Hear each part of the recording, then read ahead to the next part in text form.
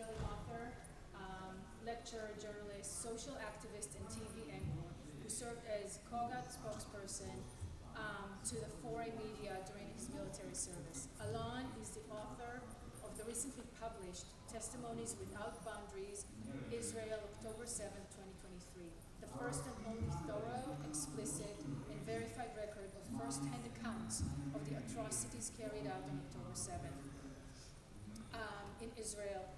The book has quickly become the bestseller on Amazon and is being globally distributed by Israel's Ministry of Foreign Affairs. Alon is going to have a booth outside. Please make sure that you stop by. You're going to get flyers on how to get the book and how are you able to support. Very important. We have Omer Peretz here, an award-winning painter and conceptual artist, worked with Zaka from October 7 to October 14th, recovering hundreds of bodies from the kibbutzim after the massacre. He is the founder and creator behind AIT, a non-for-profit organization dedicated to using art as a transformative force for healing and recovery, worked with over 800 traumatized individuals. Peretz is also the creator of AIT Campaign and numerous public street art installations, all inspired by the war and its aftermath since October 7. And then we have Dr. Lilach Naishtat. She is a senior lecturer at the Kibbutzim College and a core member in the Dude 710. She was a visiting scholar in the Department of Comparative Literature at the Harvard University, author of 5 books, 2 are forthcoming, and creator of the documentary film Between the Home and the Homeland. And of course, our moderator here, Omer Lachmanovitch, editor-in-chief of the Israel Hayom national newspaper. Mr. Lachmanovitch is a prestigious literary critic and editor. He won the Bernstein Prize for the Literacy Critics, served as judge on the panel for Sapir Prize, and is a distinguished member of several advisory and cultural management committees. Please.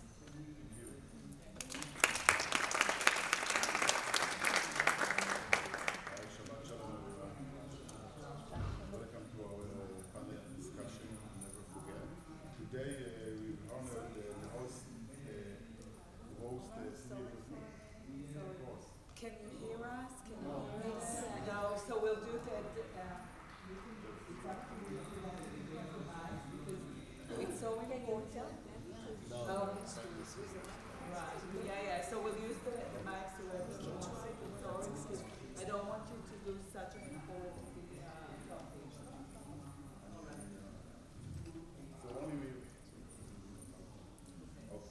today we are honored to host 3 remarkable artists and researchers who have been instrumental in documenting one of the worst tragedies experienced by the state of Israel. Over the past year, our panelists have been in direct contact with hundreds of October 7th survivors, civilians, NOVA participants, soldiers, police officers, and aid workers of all ages. Their mission has been to capture the raw, unfiltered voices emerging from this tragedy. With us are Dr. Lilach Naishtat, Omer Peretz, and Alon Penzel. They will share their insights on the importance of testimony, the practical aspects of collecting it, and the psychological impact on both witnesses and the one who collects the testimony. To frame our discussion, I'd like to share a quote from author Ida Fink.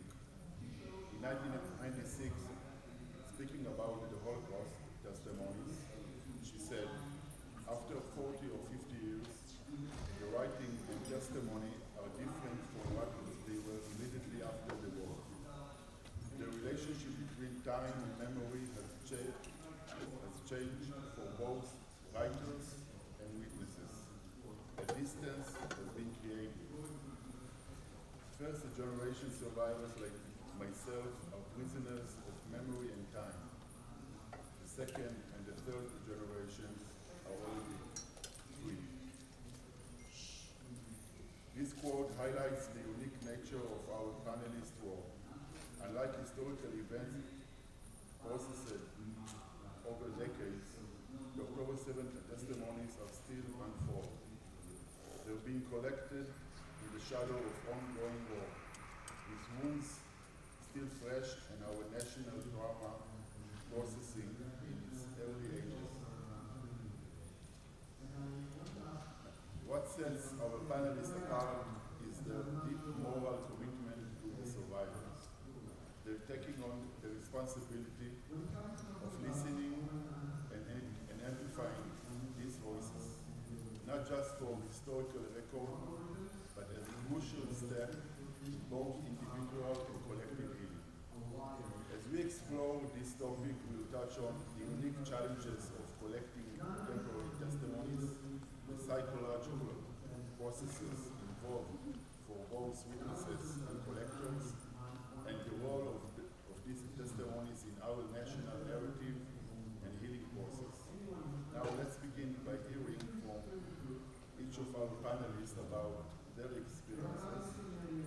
Lilach, would you like to start by sharing with us what motivated you to undertake this important work in the 2010 and share with us background about this project?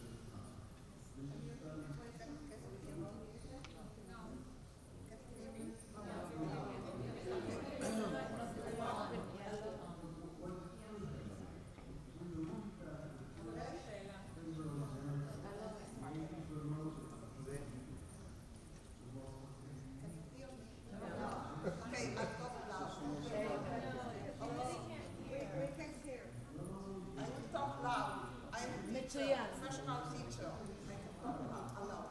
Okay, so 3 months ago, I went to a pre-interview research in Kibbutz Be'eri, and I was raised and born nearby Kibbutz Karmia, and during my military service as a teacher soldier, I became close friend with Rivka from Kibbutz Be'eri. I fell in love with her brother. I moved to live in Be'eri for several months until we broke up, but Rivka and I, we kept our friendship over the years. Now, on October 7th, I was in my apartment in Tel Aviv, and I ran to the safe room while the siren was heard. Actually, it took me several hours, I guess like all of us, to realize the dimension of the atrocities. Luckily, my kibbutz was not invaded by the attackers, but many of my friends were hurt, especially Rivka. She was hiding in the safe room with her husband and her teenage daughter for 12 hours, while her brother shot Nukhba terrorists in the streets of the kibbutz. Their mother, their 81-year-old mother, was murdered with a knife in her bedroom. Rivka's son, a young adult, managed to escape in his underwear, bleeding, after these murderers cut his throat. The son of her sister was murdered that day in Kibbutz Be'eri, a 20-year-old boy, and his brother was kidnapped to Gaza and murdered there 2 months later. So I called Rivka and asked her, how can I help? She was with her family in a hotel near the Dead Sea. And she said, all our needs are taken care of, don't worry. Rivka and her family insisted of going back to live in Kibbutz Be'eri. And when I met her several months later, I asked her again, how can I help you? What can I do that will make your life even slightly better? And she was silent, and then she said, tell my story to the people of the world. If people know our story, they can't be against us. Okay? So too much.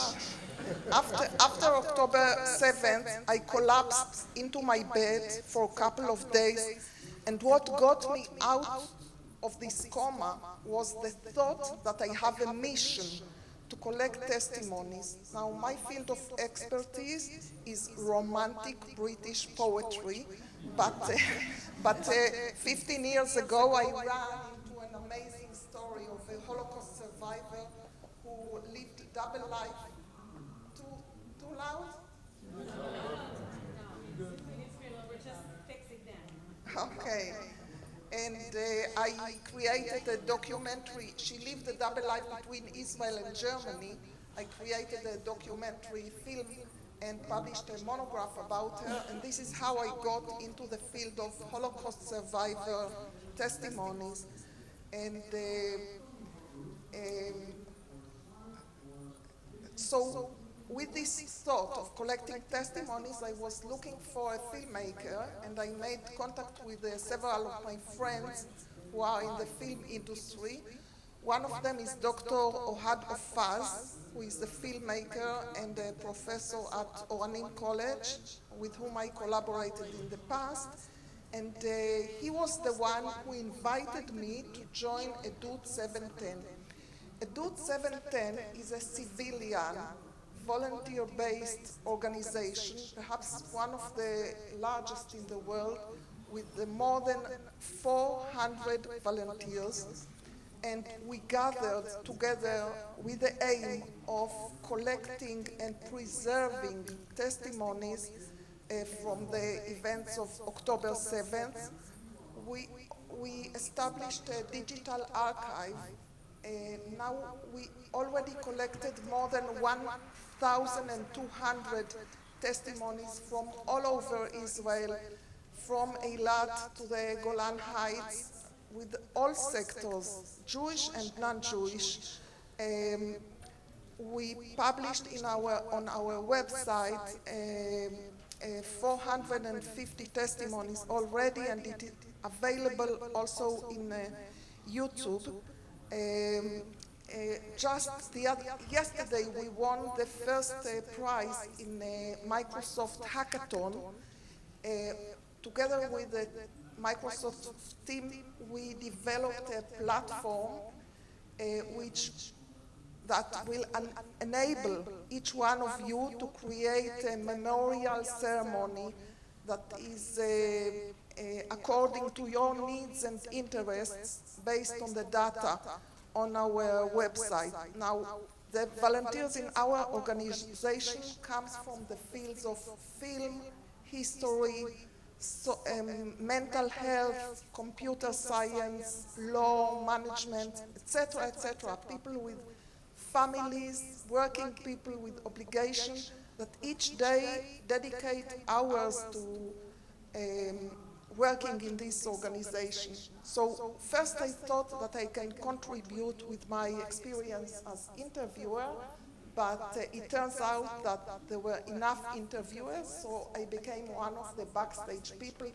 First I got volunteers into the organization. Afterwards I became one of the post-production team with the content editing and subtitle control, and lately I became the head of the education department, where we develop educational programs to mediate the testimonies to students, pupils, and teachers. And we deal with two main questions, and I will end here.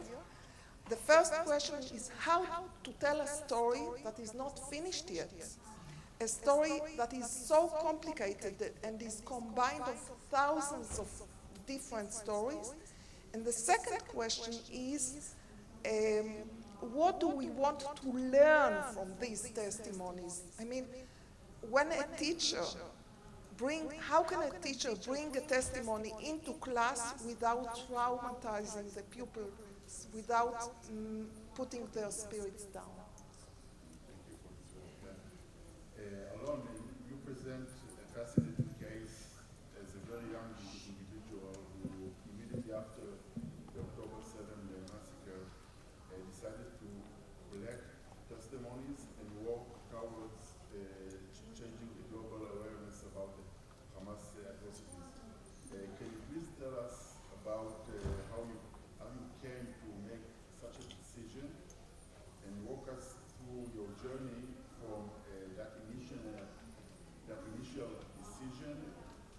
publication of your book, Testimonies Without Boundaries.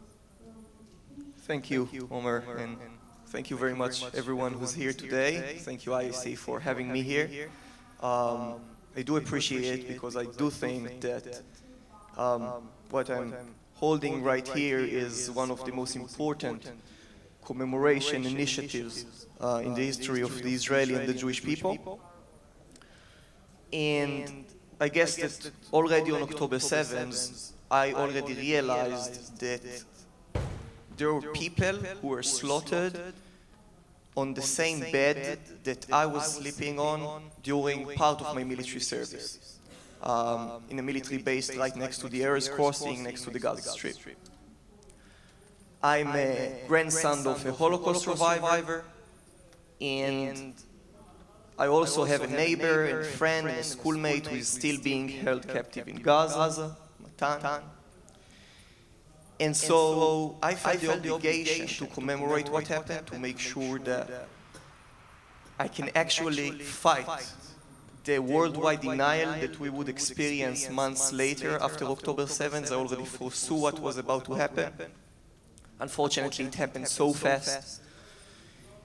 And so I decided to start collecting testimonies myself, independently, as a personal initiative of mine, from Nova survivors, from Zaka volunteers, from Israel's Medical Forensic Institute.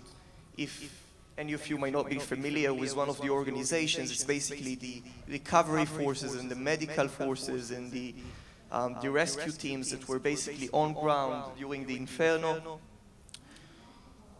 And I basically started to speak with each and every one of them and had the interviews with them. I will share that doing those interviews and meeting those people was a very intense process. I had that vision of creating a documentation, which I'm holding here right now, that would be different from other initiatives about October 7th in two main ways. One is basically come up with testimonies that have not yet been exposed. Testimonies and evidence from October 7th that the world still doesn't know of. And the second step is to create a documentation that would be completely uncensored and unfiltered, and that will not only commemorate the atrocities for generations to come, but it will also make sure that people are unable to deny it.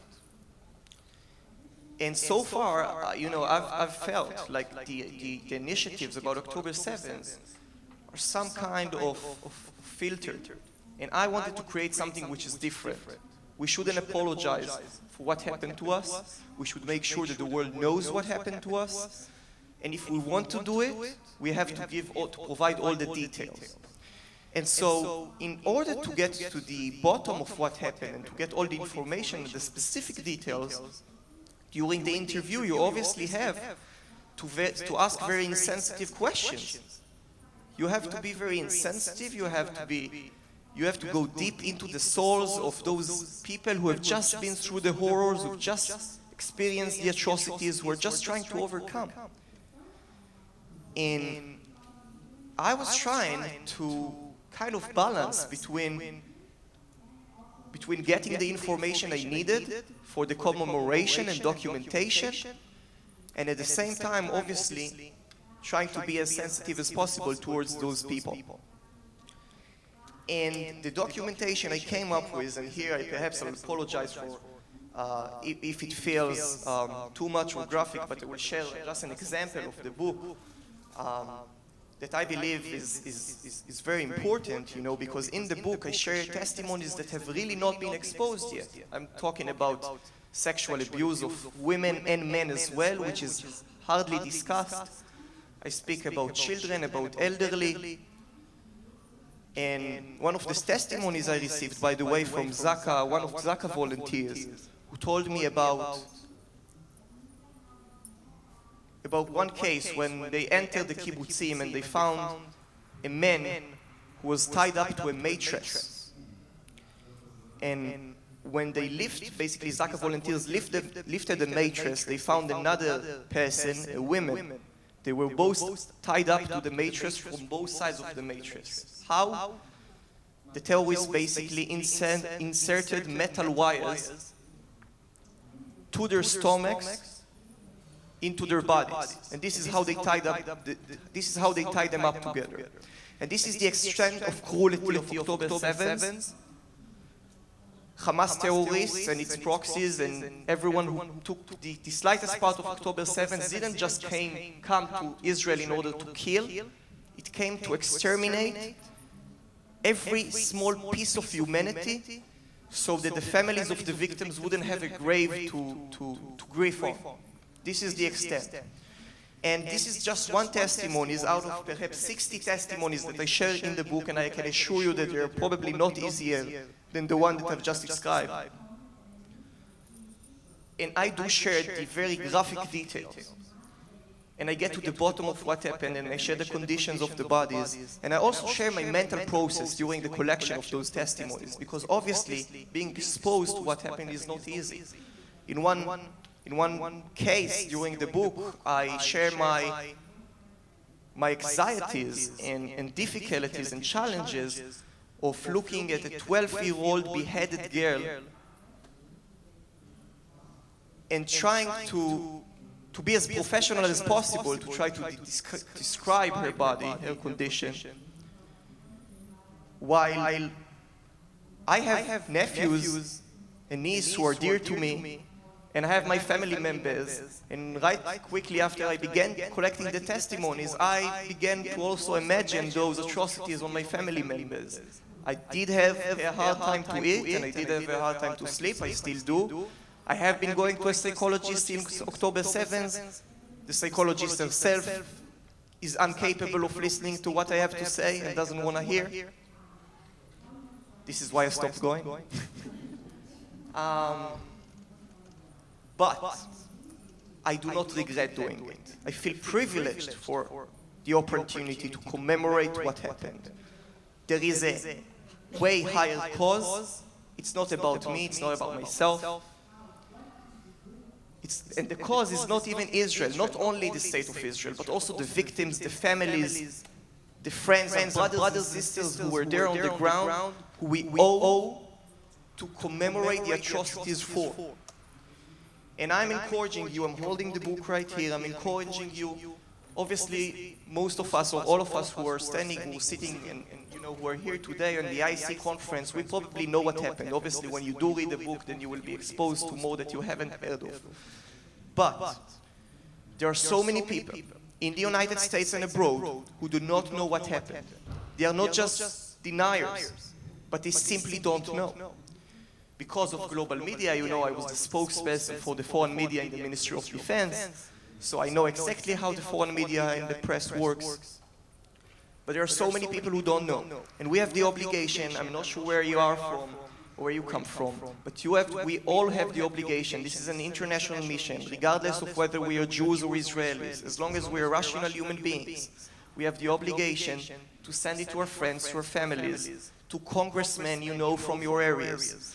And since the book was out, I've been giving, lectures and speaking engagements with world leaders and diplomats and journalists from around the world, independently and on behalf of the Ministry of Foreign Affairs. But this is not only about me. As long as the book is out and as long as we can all use it together, we have the obligation to make sure as many people as possible are exposed to it, especially people who we know are important in the global media and government officials, etc. And we need you. We need to do this together. Thank you.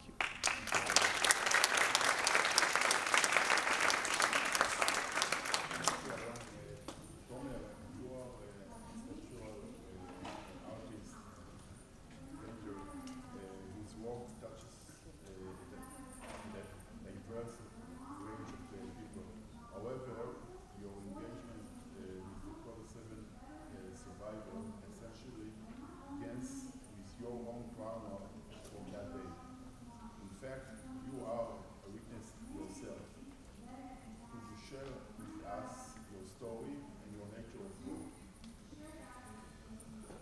First of all, thank you everybody for showing up today.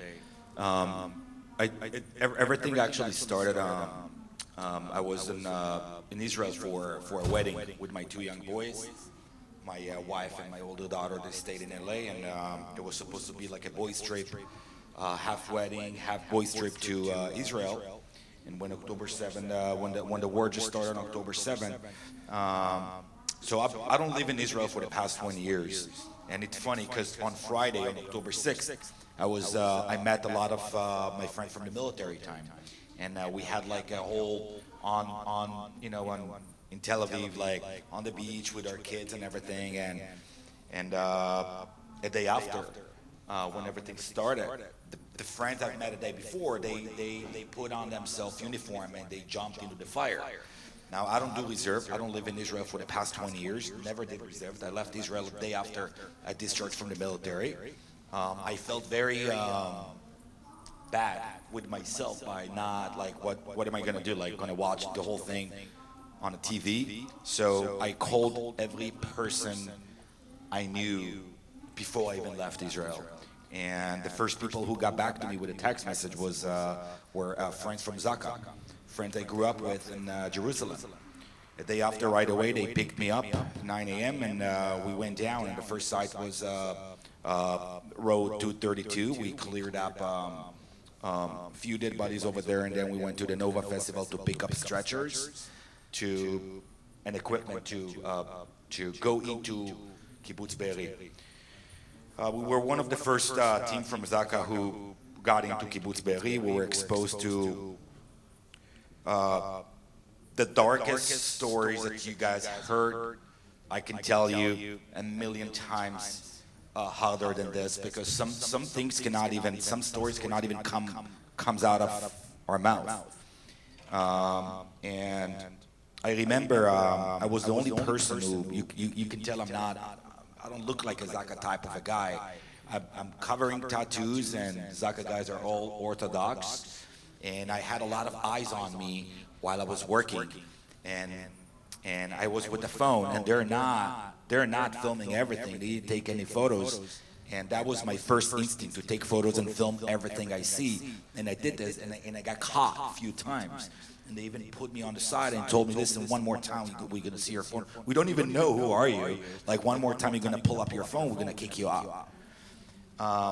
But I grew up in Jerusalem. I grew up around the Zaka guys. I'm very familiar with them. I kept on going and taking photos, and I shared everything on the first day on social media. My footage was the first footage of Kibbutz Be'eri. They got out there in the media. And what happened is I got a lot of text messages and phone calls from people who are looking for their friends and families. And they start to send me passports and IDs photos.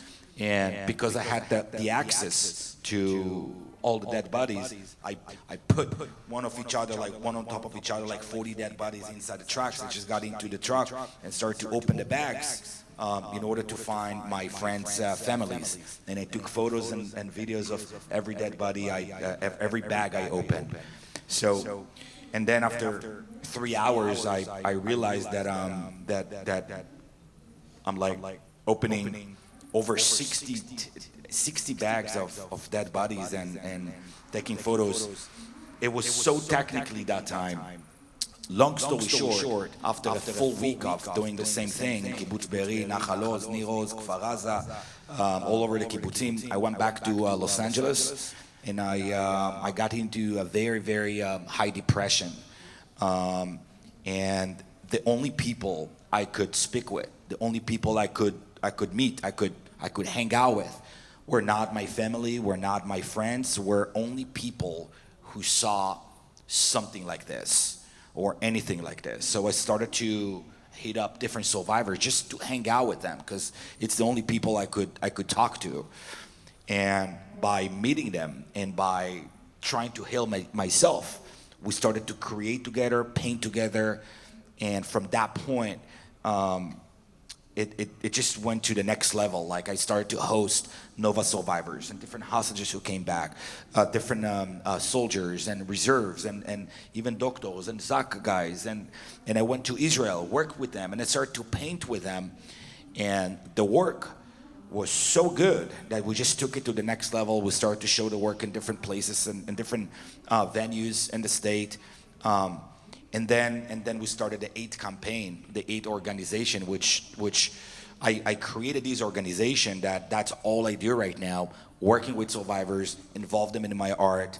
But the different thing that we created was, how can I make sure that a painting or whatever we create doesn't get swollen in between a bunch of different work we do, and someone gonna hang it on the refrigerator and it's gonna go away somehow. So I started to involve the survivors with my public work on buildings.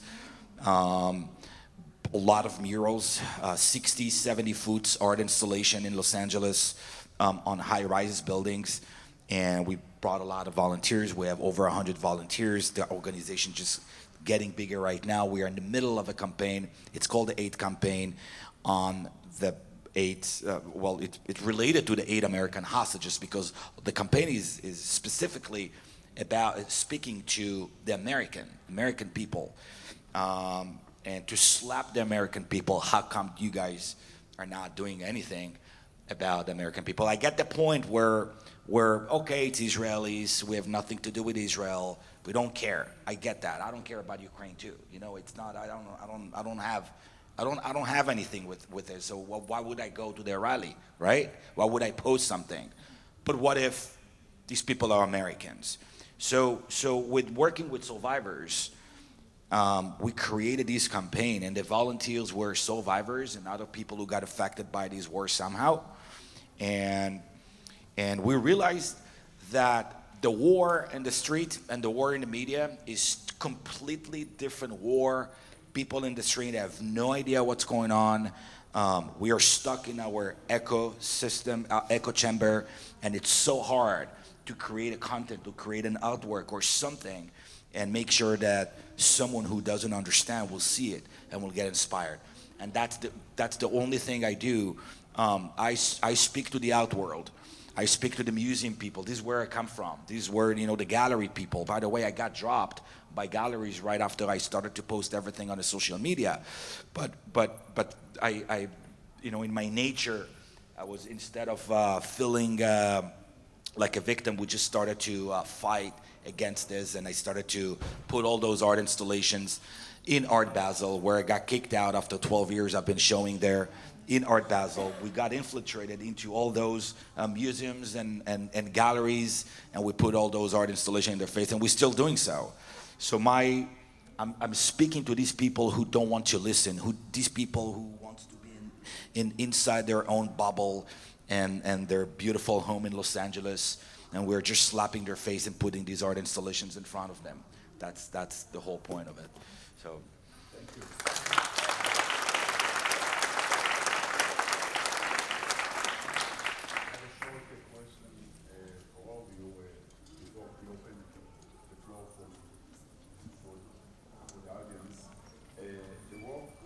Collecting testimonies often requires wearing multiple hats. That of a researcher, historian, journalist, an artist, and psychologist.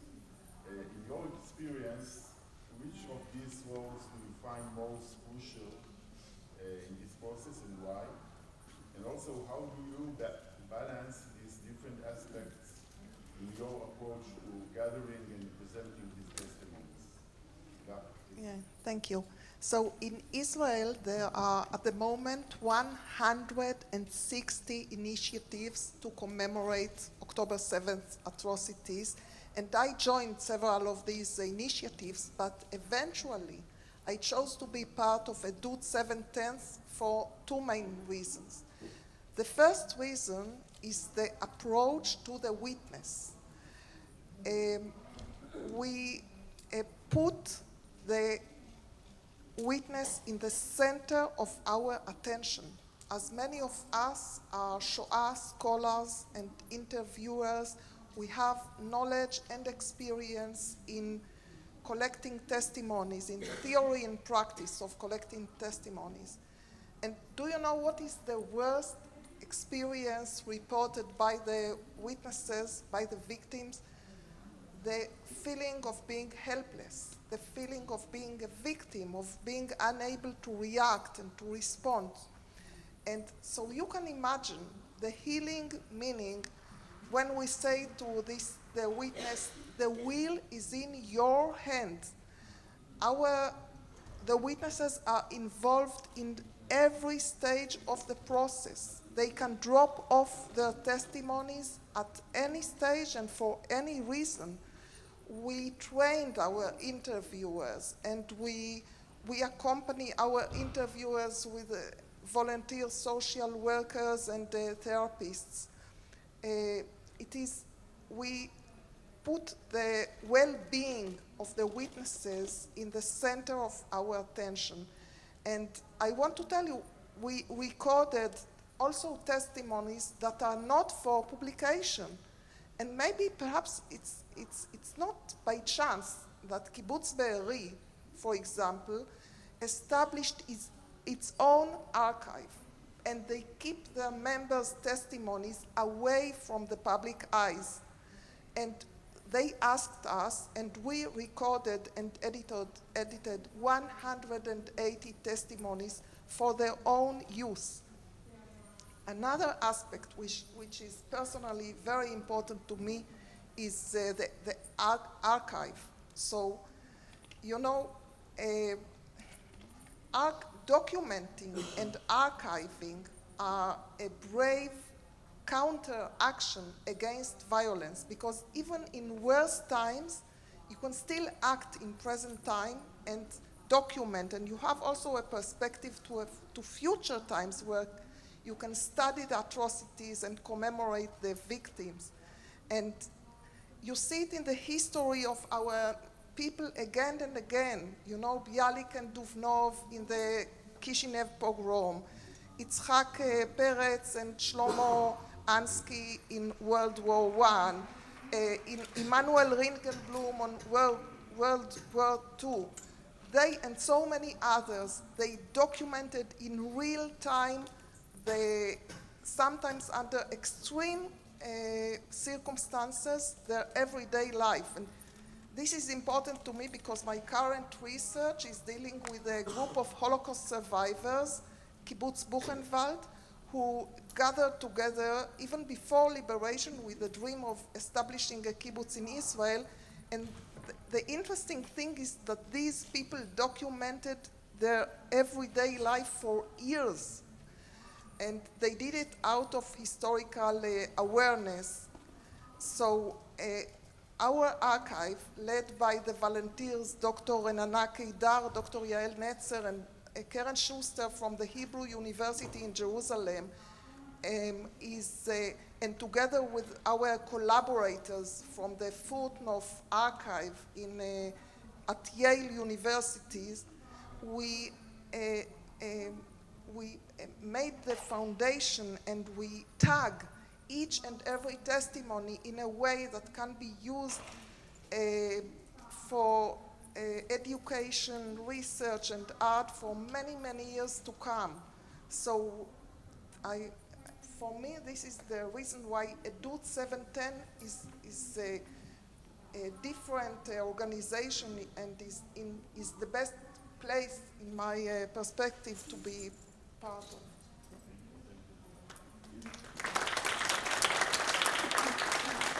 Thank you so much. So I'll present a slightly different approach that I took while collecting the testimonies and writing the book. Usually what happens when you try to represent yourself in the best way, so you don't share what you're criticized for, right? You don't share the criticism, but I will. So within some groups,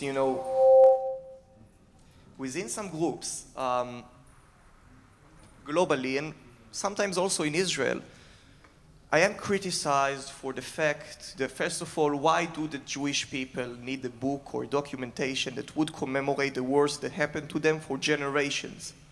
Why? Won't it weaken us? And the second thing is, the book is very detailed, as you all already know. Isn't it too much? What about the families of the victims? What about the victims themselves? And obviously my approach is slightly different. And this is only the criticism. Obviously I get many comments from families of victims and hostages, etc., that appreciate the work I did in order to commemorate their loved ones, obviously, right? It's both sides. And I welcome every criticism, but I don't accept it. Why? Because I do believe with all my heart that if we want to persuade the international community, if we want to make sure we are as credible as possible, we have to provide all proofs and evidence we have with our disposal. You know, when this book was first translated to English, it was blacklisted on Amazon. Amazon refused to put it on their website. It said it was a violation of their guidelines. Now it's on Amazon. I'm calling you to just make sure to get it and send it to people, but it was blacklisted. This is the extent of anti-Zionism, which, by the way, I completely agree. It's been said so many times during this conference that anti-Zionism is anti-Semitism, because if the Jewish people don't have their own country, then they would be exterminated. This is the extent. Amazon, a global company, bans a book about October 7th. And this is how hard it is in so many situations to get a stage for Israeli and pro-Israeli voices around the world. And so in order to make sure we do it, I do believe we have to prioritize documentation and commemoration, and we have to make sure we provide all details we have in our disposal. Otherwise, we won't be able, because when it comes to the Israeli and the Jewish people, apparently they don't believe us. Apparently it's harder to believe the Israeli people. I don't know why, but it's harder. And the best we can do is to make sure they know we have all the evidence and all the proofs, and that we're ready to share them with the world, because we didn't do anything bad. We're the victims. You said that we don't want the victims to feel bad, you know, that they are guilty. This is how we make sure that they don't feel guilty. And so this is the approach I took, which I believe is very important. Because just imagine look at what is happening now, nearly a year after October 7th. Just imagine what's going to happen in 50 years from now. If we don't have that documentation, if we don't have those details, it will be forgotten, it will be denied. Just like you can see in Holocaust museums all over the world, naked people in death halls, unfortunately, during the Holocaust, you can find those photos. I do believe that we have to prioritize our obligation to the victims and their families, that the atrocities would be commemorated forever, and this is my personal approach. Thank you.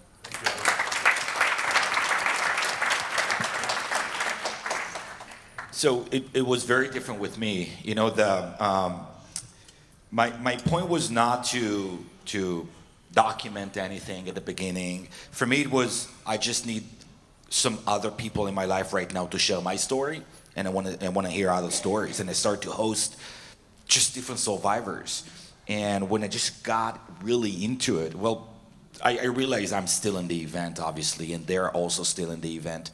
And the goal was to how deep and dark can I dive in and pull out and make them talk, and let's create about this. So I went to Israel. I was working in the studio over there too, and I started to host reserves, people from, you know, that are serving in the Yamam, and people from the Shabak, and commanders like 40, 50 years old, people that never holded a brush in their life, like just to get them to the studio, to an art studio was so hard. But what happened is, and the first few days was hard, but then people really got addicted to it. We were sitting in a circle, and everybody started to share their experience, what happened, like on October 7th, or in Gaza, and the most horrific stories were shared there. And then people started to, like, from word to mouth, people started to come more to those sessions, and every time we were talking somebody else is jumping into the canvas and started to draw or paint whatever they felt. So people who never holded any brush in their life or never painted, they started to paint, and even up until those days they're still painting and they're taking classes and stuff like that, and they share their story into the art. Now I have a whole collection, a whole new exhibition. By the way, it's the Museum of Tolerance in Los Angeles took that exhibition, and we start to show that exhibition will come up on October. Museum of Tolerance. If you guys in Los Angeles, you can come and see all those stories that we've been talking about. The craziest stories you can ever think about are in these paintings, and these people literally paint that.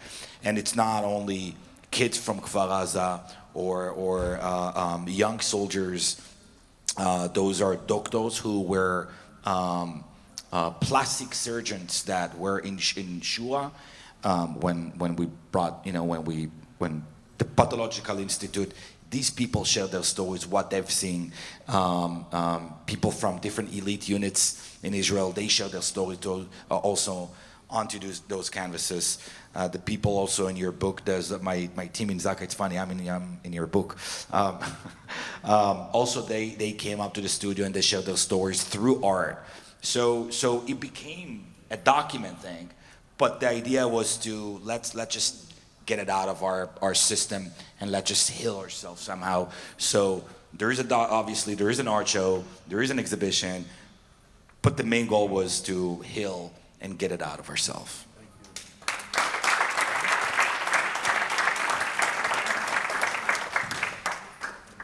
Yes, please. Hi. First of all, I want to thank you for all the good work that you do. I have to say about myself a few words before I'm saying what I'm about to say, because maybe I'm going to make some people angry here. Huh? Louder. Louder. I will stand. So I come from Kfar Aza, originally from Mirim. I've been to Kfar Aza on the 7th of October. And a few days after the 7th of October, some testimonies of people who came to Kfar Aza to take care of the bodies of people. Somehow, a lot of stories like 40 decapitated babies started to circulate in the Israeli media and social media, and also some very horrible stories from Be'eri that never happened, because I know who are the people who were murdered in Kfar Aza and murdered in Be'eri, because this is where I come from. And at the end, it was a tool for exactly the deniers that we don't want. I mean, we don't want to play to their hands, but it felt like some of the testimonies of those people who came there, I don't know why. Maybe because they were in shock. Maybe, I don't know why, but I felt that like the atrocities were so horrible already, so we don't need to add stories that never happened. And Alon, I didn't read your book, but how can I know that what is written in the book really happened? I know a lot of horrible stories, but I also know that a lot of stories that were told after that never happened. So, please. That's the best question I could receive now, because I didn't touch it during my talk, and that's the best question. There was the story of the 40 babies. There were many more stories from many different places that were untrue, and this is exactly the tool, unfortunately, that was given to the deniers, even if it was unintentional, as you were saying. Perhaps people were traumatized, perhaps,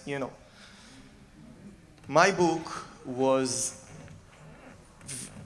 I had the verification process of my book for months before I published it, although I wanted to get it out as fast as possible in order to fight and combat the denial. I was working with the Ministry of Foreign Affairs, with the Ministry of Diaspora, with the police, with Love 433, with a women organization called Dina, which is basically responsible and assigned on behalf of the State of Israel to examine sexual abuse from October 7th, which perhaps is the most controversial topic, and this is why we have to be most careful with it. I can tell you that my purpose, obviously, is to get to the most important institutions, the White House and the United Nations, etc. So I had to do it through the Ministry of Foreign Affairs or through, people who are connected.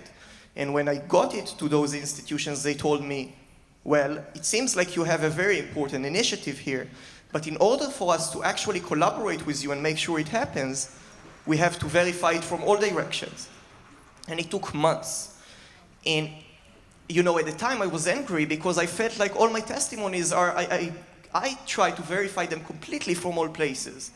But it took months, and they sent me to speak with so many people from so many organizations and institutions from around Israel. And at the time I was upset, but you know, in retrospect, when I'm looking at it and at it now, when you're asking that question, I realize how important it was to make sure that every piece of information in this book is completely 100% verified. I can tell you that there are testimonies that I received that right now I believe they are completely true, but I did not put them in the book because I was unable to 100% verify them, although I believe they existed. So I'm super confident of the testimonies that are in the book because I had them verified from all directions. And that is super important because, as you know, one small mistake that is found and we would be roasted for it. So that was super important. And I'm very confident of the testimonies. I understand where you're coming from. I understand that you don't want those tools to be used against, you know, our enemies who are trying to deny us. I can assure you that what's in the book has been verified from all directions. This is why the Ministry of Foreign Affairs is basically distributing thousands of the copies to embassies all over the world and world leaders. And yeah, that's, yeah. Thank you. We have time for one more. Yes, please, on the back. Hi everyone, my name is Romy. Originally from California, but I lived in Israel, I served in Israel. And I was there on October 7th. And I'm sure that since October 7th, we've all the Israeli and Jewish people have been exposed to some sort of trauma to a certain extent. And so, Tomen, I have a question for you. As an artist and as someone who worked with survivors, who is a survivor, what advice would you give to people who want to, or feel like they need to let out their hurt through art or any other form of expression? What advice would you give us to be authentic and help heal? You know, my first approach was when I started to host those groups, I didn't tell them, hey, come to my group, let me help you, I'm some kind of a healer or whatever. Absolutely not. The way I started to draw and bring all these people with crazy stories, I'm talking about like hostages or first responders from the Yamam or the Shin Bet operational unit, I asked them, I need your help. Because these people are nature, in their nature, they want to help, they don't want to get help, right? So the only way to bring them in is to ask them to help me. So I started to speak with them and to create with them by asking them to help me. And I realized that when you start to draw or paint, even with someone that can help you out, the healing process of it, like, okay, we said that the healing process is to speak with a therapist, right? So imagine that you create a visual aspect to your trauma, to your visuals, right? Now, when you traumatize, when the time goes by, you start to forget many things and you start to remember things that never happened. So as fast as you can to go to something, to a group or to my studio, for example, we are not sitting in some kind of a therapist session. It doesn't work like that. We are creating, we talk about it, we talk about many other things, and people start to share authentically and automatically without me asking questions. I truly believe that when you involve a visual aspect to your story, it heals 10 million times better than just speak to someone.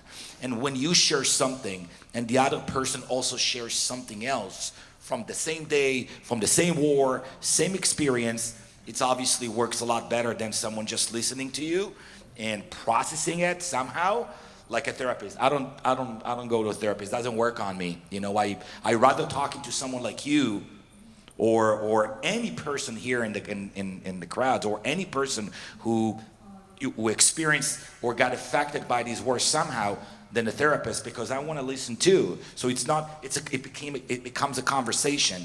And I truly believe, and I'm not a therapist, I'm not even close to it. I need like 100 of them just to help me. But what I'm saying is, just by creating that conversation and bring a visual content to it, like a visual aspect to it, I think it works 10 times better. And this is not me saying that, this is the people I've been working with. Over 800, by the way, survivors, and they're still coming, these people, and I guess it works. So my recommendation to you will be, come to my studio, come to the studio, and let's work and do it together. And if you're far away, just involve some visual aspect to it. Thank you very much. Actually, we are out of time, but you are more than welcome to approach the panelists after this event. Thank you and Shabbat Shalom.